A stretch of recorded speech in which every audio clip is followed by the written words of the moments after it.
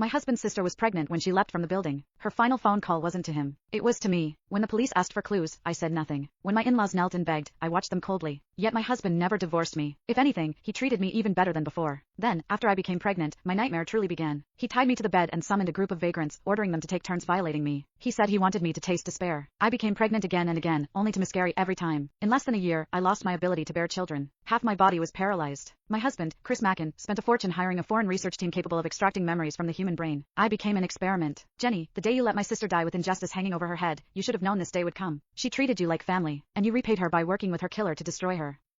This is your retribution. I lay bound to the bed like a corpse, listening to Chris's hysterical curses. Every word cut like a blade. No, that's not how it was. Then how was it? He roared. Say it. He grabbed my collar, eyes bloodshot as he demanded the truth. The words reached my lips, only to be swallowed back down. Despair crept into my voice as I begged. I can't say it. Please don't force me. His expression stiffened, then twisted into something monstrous. Put the device on her. Extract her memories now. I don't care if she lives or dies. I want the truth. His hatred for me had reached its peak. He locked me inside a glass chamber and had it transported to the city's central plaza. Hundreds of media outlets were invited to witness what he called the unveiling of the truth, what was, in reality, a public execution. 2 years ago, countless people had seen Lisa Mackin, 5 months pregnant, jump to her death. The case drew enormous attention, especially since the police had never solved it. Over time, the incident only continued to fester.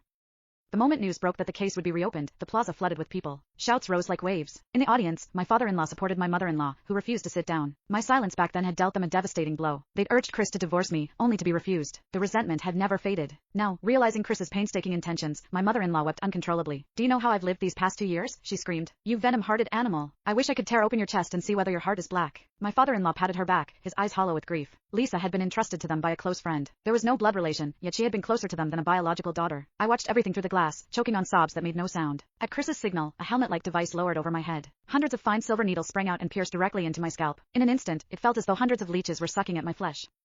The tearing pain forced screams from my throat. Chris listened to my shrill cries, excitement flickering in his eyes. Sir, one of the technicians said nervously, her body is too weak. If we don't administer nutrients first, this could be fatal. Absolutely not. Chris snapped, eyes blazing with malice. Inject adrenaline. Let her die after the memories are extracted. The technicians hesitated, but under his authority, they could only comply. A syringe of adrenaline was pushed into my body. As the liquid surged through me, my entire being jolted into an unnatural state of stimulation. The memories buried deep inside began to churn. At Lisa's grave, Chris had already been kneeling for 2 hours. I approached with flowers in my arms. Looking at Lisa's smiling face in the photo, my eyes reddened. Just 2 days before her death, we'd gone shopping together. As I bent to place the flowers down, Chris suddenly snatched them from my hands and smashed them into my face. Don't stain my sister's grave. I trembled, bitterness lodged in my throat. Chris, about Lisa's death, I'm hurting more than anyone. The words only enraged him. Without warning, he dragged me to the ground. My head slammed hard against the gravestone, blood instantly staining the engraved letters. Yet, he showed no mercy. He pressed me against the icy stone, roaring in my face. Jenny, my sister died because of you, and you dare cry here like this?